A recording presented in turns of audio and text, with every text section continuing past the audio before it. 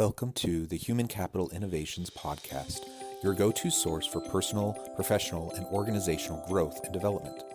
We hope you tune in often for all things people management, organizational development and change, organizational leadership, and social impact related.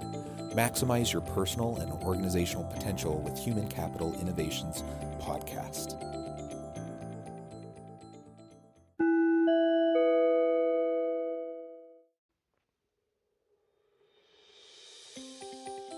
Welcome to the Human Capital Innovations Podcast. In this HCI podcast episode, I talk with Sharon Confessore and Michael Reidy about anticipating the future of work that relies on interdependence and team-wide accountability for safety standards.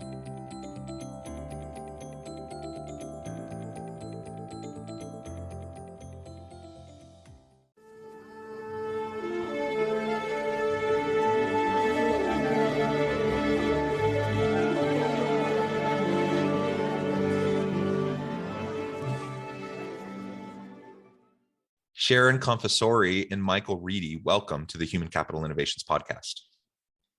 Thank you. Thank you. It's good to be here. Yeah, it's great to have both of you here with me today. You're both on the East Coast. I'm coming to you from Utah, and it's a beautiful summer day, and it's a great opportunity for us to get together and to have a nice conversation. Today, we're going to be focusing on anticipating the future of work that relies on interdependence and team-wide accountability for safety standards within organizations.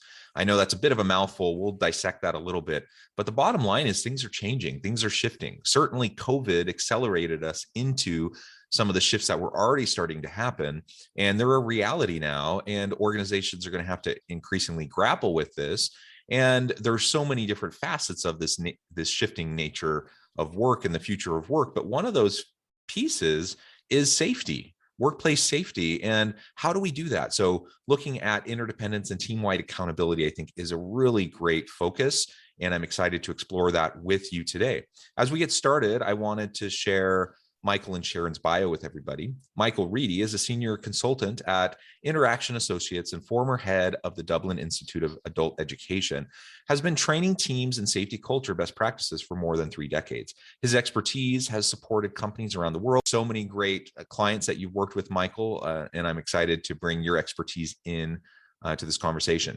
Sharon Confessore is a health system executive experienced in talent development, training, leadership development, executive coaching, change management, innovation, adoption, organizational culture, and restructuring. She's known for creating people-focused strategies and best practices for implementing corporate-wide learning solutions, which she's applied as the chief learning officer of a regional faith-based health system and as a unit head of a fully integrated national health system. Sharon, great to have you. It's wonderful to have both of you as my guests today. Before we launch on into the conversation, anything else about yourselves, your personal backgrounds that you would like to share with listeners before we get started? Sure, if I could, the part of this that's most exciting for me is that human resource and human capital leaders are in the most amazing place right now in terms of their work and in terms of the value that we bring to organizations. When I think back on my 20 years of experience, each of the kinds of conditions and situations we are now dealing with all at once, we could seemingly take one at a time. But now what we've got is just so many moving parts. We've got to deal with the changing conditions, the practical, legal, medical, all of those pieces. In the meantime, we also have to figure out what we're going to do around reshaping our workforce and the conditions that we have to sustain and even rebuild the conditions for resilience in our organizations. And finally, the bottom line with this all is our leaders and how are we going to support our leaders as we go forward. And so I'm very excited to be here today, and I'm very excited to be part of this brave new world that is human capital and human resources. Our HR leaders have a huge task in front of them, and I'm proud to be a part of the solution set as we move forward. Yeah, thank you for that. It's absolutely true. HR has always been a challenging area, and there's so many different facets to it. But the scope, the scale of change over this past 18 months has not been for the faint of heart. And I think moving into the future, it's going to continue to just be a huge challenge and a huge opportunity. Michael, anything you would like to add before we launch on in? I think my privilege, John, over the past 24 years, living in North America, living mostly in Boston, but working mostly in North America, but with a company that has had a global reach, has actually been through organizational development or human resources or human capital innovators. And so what I have really dedicated my life to is shifting the focus from an I, me, mine focus to how does a leader shift the focus to an us and a we and an ours culture. And so underpinning that, or the blood in the veins of that, it seems to me, is co-creating collaborative cultures. And so at the end of this moment in my life, and at the end of the pandemic, or please at the end of the pandemic, I'm noticing that this cross-cultural, cross-collaborative mentality, ability to leave your fixed opinion and innovate in a creative way, in a collaborative way, is paramount. So I am delighted to be with you in this conversation. I think a vital moment where everyone is reappraising or reassessing, to use a word that the Harvard business people have focused on in a report recently out of the Kennedy School of Government, actually, from 87 countries. This reappraisal is what's going on, it seems to me. Yeah, thank you, Michael, for that addition. And yeah, I completely agree. I think the nature of what we're dealing with is ever present and challenging, of course. As we look into the collaborative nature that's needed in order to drive innovation within organizations, it's like this challenging thing, because so much, as we look at the shifting nature of work, as we look at shifts in the workplace during COVID, a lot of this has meant more distributed workforce, more virtual workforce, or hybrid workforce. And it's hard enough to have like good collaborative environments and a strong positive culture when you're all together. When you're all spread out and you may never even be in the same room with the person, it's still possible, but it's challenging and it's new for a lot of people. And so figuring that out within this kind of current context and moving into the future of work, I think is going to continue to be a challenge in a variety of ways. And of course, as we come back to the topic for today, when we're focusing on accountability and safety within organizations and trying to make sure that people are paying attention to that, it's really important. Now, it's interesting, and perhaps we can start here. Now, if we're working virtually, we're in a virtual distributed team, and we're never together in the same place, perhaps that reduces some of the safety risks that people would have experienced traditionally in a physical office space. But it probably opens up new risks and new challenges that organizations perhaps hadn't really thought much about in the past. I'm curious what you think about that, and what are kind of the scope and scale of the types of safety risks and challenges facing organizations as we move into more like hybrid work and a more consistent virtual kind of workplace for a lot of people? I think there are a couple of risks and challenges that come up immediately. The first one is that when people are all together in a space, they co-create their reality together. And so the way that they work together and the way that they interact together looks very different than when we're distributed and we come together via the Zoom machine, if you will.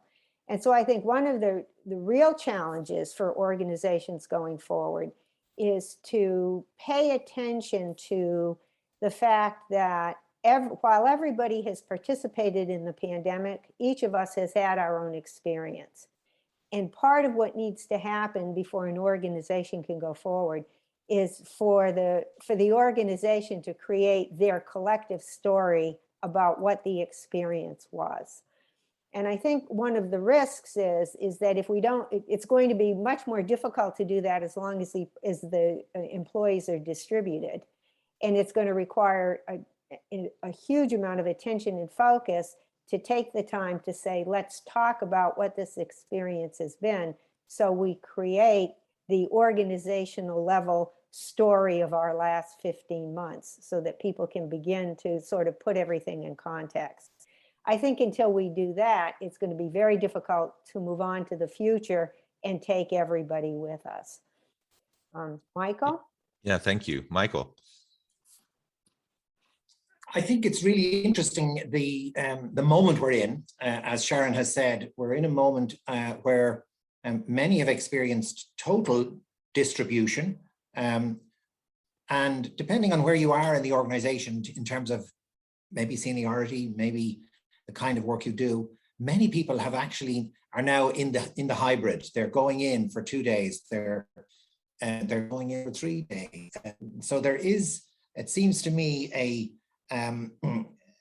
safety principles almost that we draw on to build a culture of safety. And we actually have quite a resourceful reflection on this from at least 2 industries that I'm very familiar with. One is the healthcare industry, and the other is the nuclear industry, both of whom put and have to put a culture of safety as their first priority. I'm not an expert in the same way that Sharon is the expert, having worked all her life within the healthcare industry, but through my work I have come to understand that there is a personal safety dimension, there is an emotional safety dimension, and there's a psychological safety dimension. And I think they operate whether you're in the building, metaphorically, or whether you're distributed. My own personal need to be seen, to be heard, my own personal need to feel that I'm part of the culture of co-creation that Sharon has said so eloquently, that is the task, to at least tell the story, the common story, and then create the future story. So my own sense of where we are at the moment is there is a mental an invitation to be careful about the mental well-being of people. And I think nobody really does that better than I think the 2 industries are referred to, the nuclear industry, paradoxically, and the healthcare industry. So maybe Sharon could say a little bit more about those principles, perhaps. The 2 principles that come to mind immediately is that we know that in a safety culture, leaders create conditions where people feel comfortable raising issues and offering advice and information. And in a distributed workforce, that's going to become much more difficult, and ways to include people are going to become a lot more important. I've heard from any number of clients that people are zooming out, and so they're not as connected as they might be. So that would be one that I would see is a critical issue. And then the other is that employees have to feel comfortable raising issues and knowing that there's a culture of trust. And to some degree that comes from daily interactions. And I think the electronic media mitigates some of that to some degree. So extra effort on the part of the leader to create that trusting environment is going to be essential going forward. Yeah, I completely agree with kind of those buckets that you both have mentioned. Certainly psychological safety and emotional safety is super important for employees. And that can be challenging when you're all together. When you're distributed, you just have to be much more deliberate about it, much more purposeful in the interactions that you create, because they don't happen organically anymore. You just have to make sure, you kind of have to manufacture those opportunities. And then, of course, the physical safety elements. And you both raised really great points in terms of psychological safety, being able to speak up, to speak out when you notice a problem. But then the other piece, that was mentioned also is if we have a hybrid workforce, that raises a challenge in my mind. I haven't done the research on this, but if we have everyone together all the time, and we have workplace safety measures, physical safety types of issues, and people are aware of them, they understand the practices, they understand how to navigate those elements, and if something happens, they know the process to report it, they know how to raise the concern, whatever. But now we're moving into a hybrid model where people aren't around all the time, and perhaps they're out of habit, they're not as familiar, they forget, they don't take it as seriously, whatever. It seems like that could create conditions where physical safety challenges could increase dramatically if not handled very proactively. So, I think on all sides, the emotional, the psychological, the physical, we need to focus on these safety elements. And you both have mentioned repeatedly already how that has to be a team effort. That can't just be me as the leader saying, okay, everybody, get everyone together in a Zoom meeting and say, here's the checklist of these are the things you have to do. There's a time and a place for information sharing like that. But for the most part, if you're going to have a good, safe environment in all those different areas that we just discussed, you have to do it in a collaborative manner. You have to create buy-in. You have to get other people committed to it, and not just feeling like they're complying with some stupid standard that's just an annoyance and a waste of time.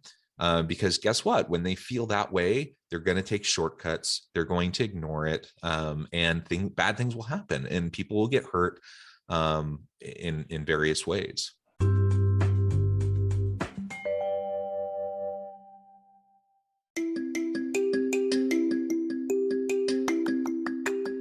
I'm excited to announce the publication of my new book from HCI Press, Bluer Than Indigo Leadership: The Journey of Becoming a Truly Remarkable Leader. Early in my adult life, I learned about an Asian proverb that translates as bluer than indigo. If you think about the color indigo, it is a brilliant, deep, and vibrant blue, what some would call the bluest of blues. To have something that is bluer than indigo is rare and truly remarkable. Contrary to popular myth, there is no one-size-fits-all or cookie-cutter approach to effective leadership. There's no silver bullet, no secret sauce, no go-to model that will solve all of our problems. The truth is, great leaders have all had their unique strengths and flaws, and have all had to discover and then pave their own distinctive path in their life's journey to fulfill their leadership potential. Bluer Than Indigo Leadership will help you discover your own path and explore those ordinary, everyday actions that will help you respond to an uncertain future and produce extraordinary results for individuals, teams, and organizations.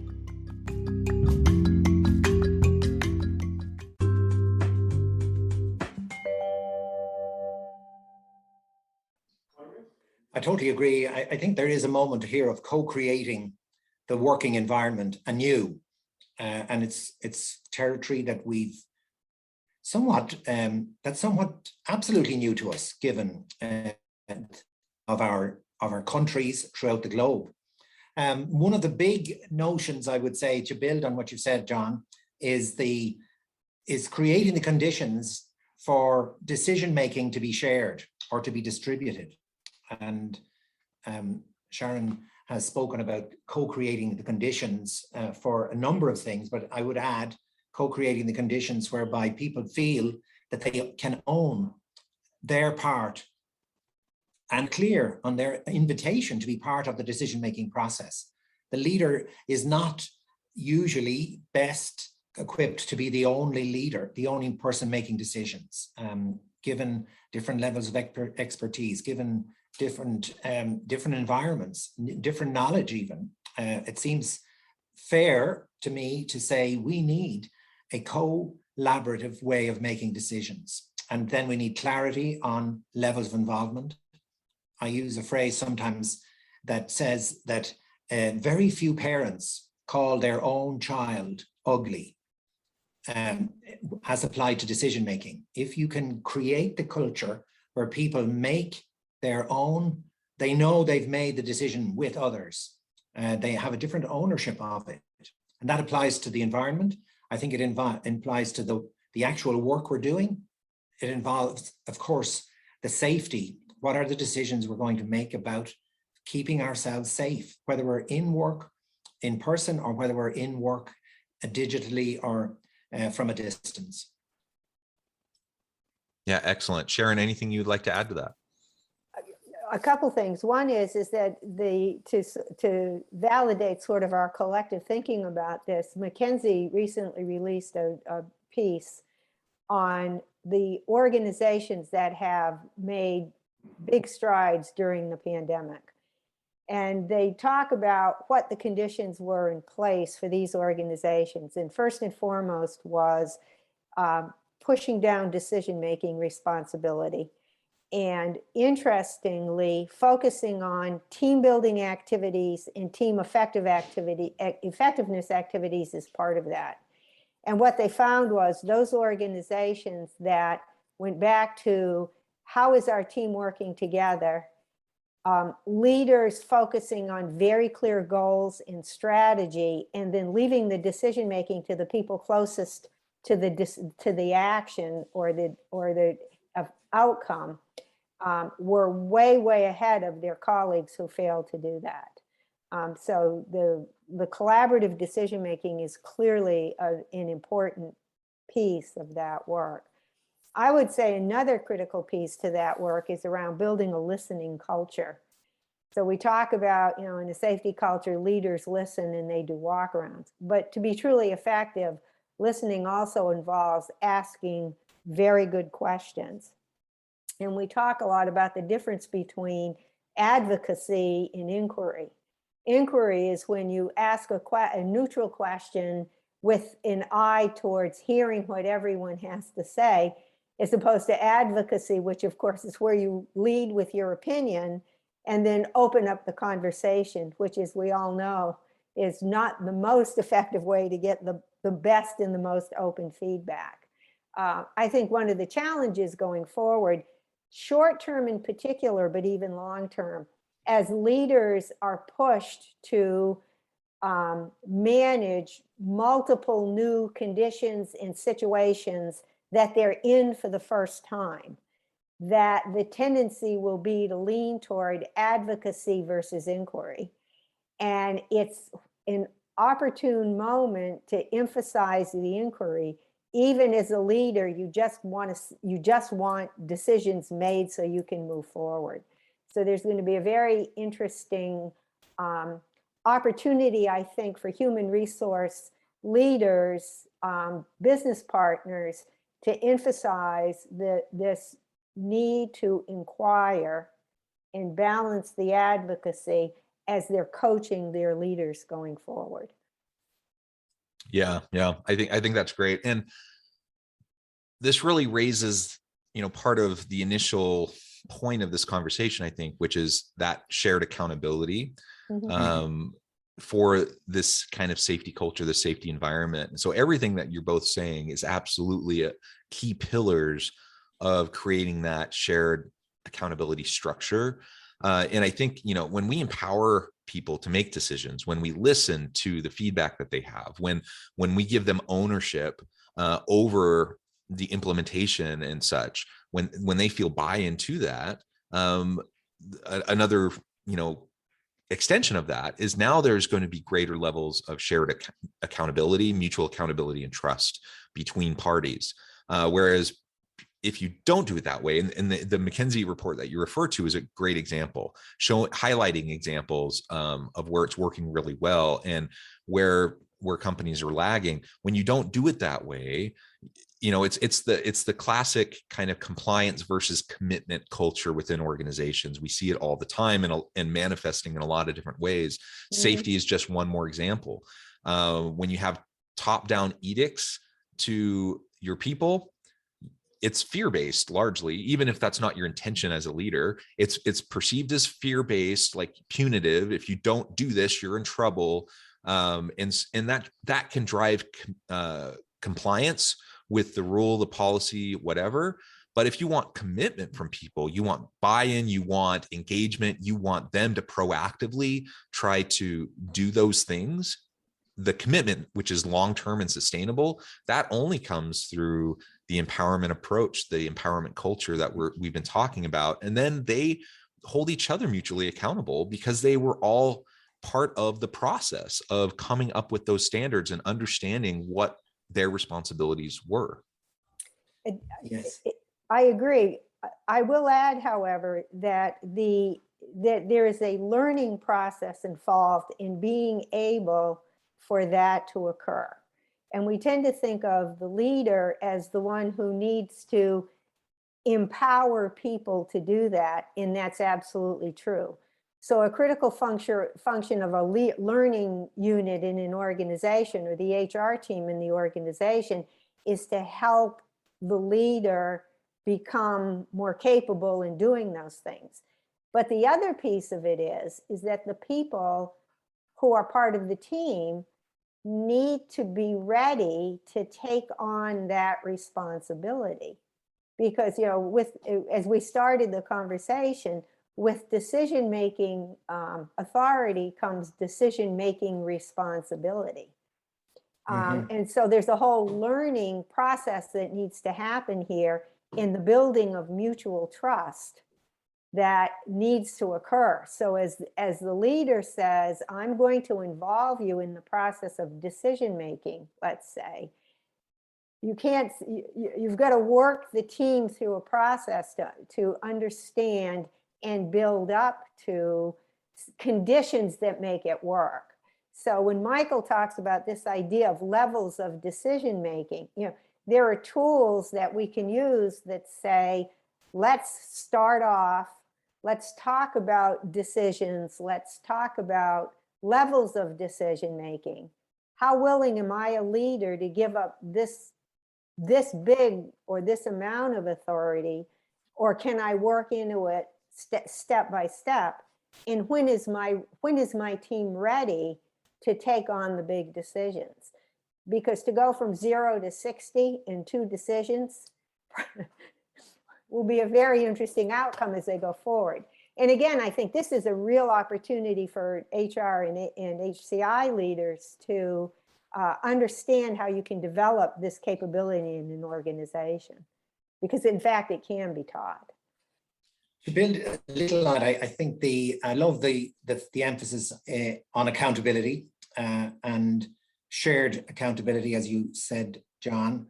And it seems to me that the leader has the task. I first heard this when I came to this country from Ireland in 1995. I first worked at a company called GE Capital, and their big leader was called Jack Welch. And one of his big phrases was, I've heard him say it many times to large groups of leaders, your job is to move your people from compliance to commitment. I'm sure it wasn't his own phrase, but I heard him say it. And I thought, this is a leader, that's the leader's vocation, is to move your people from compliance to commitment. And that means shared responsibility for success and shared responsibility for failure. And I actually prefer it to accountability, because accountability has a little bit of, I hold you accountable in my head or in my mind. And somebody famous said there's one finger pointing at you, but there's 3 fingers pointing back at myself when I make this gesture. So that shared responsibility for success seems to me what Sharon is really talking about. Shared responsibility for decision-making, shared responsibility for co-creating the vision, shared responsibility for safety. Now, shared responsibility is, it's almost an invitation to be an adult at work. You know what? It's so funny that you say that, because it's very often that I find myself kind of just talking to myself saying, oh my goodness, like when some drama emerges in an organization or I'm working with somebody and it's more complicated than it needs to be, I'm just thinking, why can't everyone just act like a mature adult? But the reality is, you know, people are messy and organizations are messy. And so, you know, things don't always work out as cleanly or smoothly as you would hope. Well, both of what you say, I think, is absolutely right. And Sharon, your point about not going from 0 to 60 is well taken. Absolutely. Like if we don't already have a culture where we can share in the development process, the decision-making process, it's going to take you time to get there. Whether we're talking about safety or strategic planning or anything, right? It's going to take time to get there. So we want to make sure that we scaffold the experience for our people so that they can have success. Ultimately, driving success is what we're going for. Well, Sharon and Michael, it has been a real pleasure. I note the time, it has flown by. I know you're busy. You probably have other things you need to get onto, but before we close, I just wanted to give you a chance to share with listeners how they can get connected with you, find out more about your work, and then give us the final word on the topic for today. Sure. I can be reached at capital C, Suite, SUITE 3.com. And that's Sharon Confessore at csuite3.com. My last name is spelled CON, F as in Frank, ESS as in Sam, ORE. And I think my last thought for the day would be, it is the best of times and it is the worst of times. I think that we will not only survive this period, but we will thrive. And as a person who's made her vocation to be in learning, the opportunities for learning are immense, and I look forward to supporting organizations and HR professionals as they continue to learn and accelerate the learning in their companies. Wonderful, thank you. And Michael? Michael Reidy, reachable at Reidy, R-E-I-D-Y, at, someone thought this was a great idea, interactionassociates.com. It's a long one, but it's the name of the organization that I joined in 1997 and have remained with. And my final word with, happily remained with, committedly remained with, and find it, the philosophy of leadership that I would want to leave with you is a philosophy that says, leaders have the ability to make it easier for people to be part of their own work environment. Leaders have the ability to make it easier for people to make decisions and be clear on their level of involvement. Leaders have the ability to co-create the environment where they make it easier for people to solve problems, to share their worries and to share their anxieties. And I call that leadership facilitative leadership. And I facilitate from the Latin facilare, meaning to make easy. And so I want to leave you with, there's a way of being that a leader can embrace. And I would call it, be a facilitative leader. Wonderful. Thank you, Michael. Thank you, Sharon. It has been a real pleasure being with both of you today. I encourage listeners to reach out, to get connected, find out more about what Sharon and Michael can do for you. And as always, I hope everyone can stay healthy and safe, that you can find meaning and purpose at work each and every day. And I hope you all have a great week.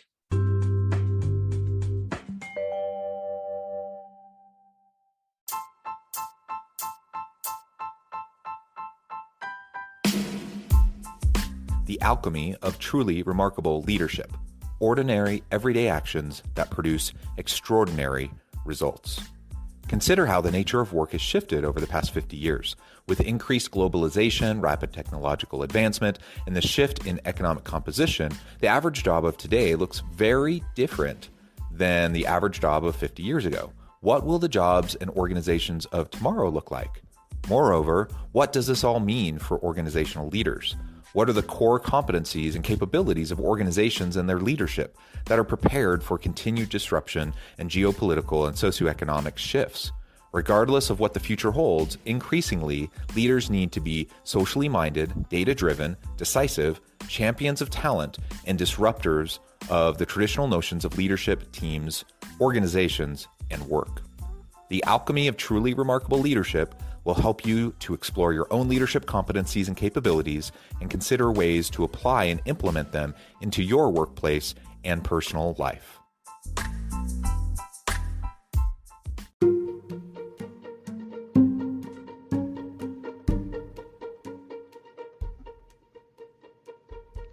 check out Human Capital Innovations magazine, Human Capital Leadership.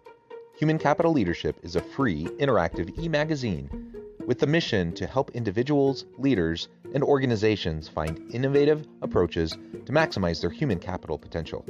We publish issues quarterly in August, November, February, and May. Take a look at the latest issue and let us know what you think.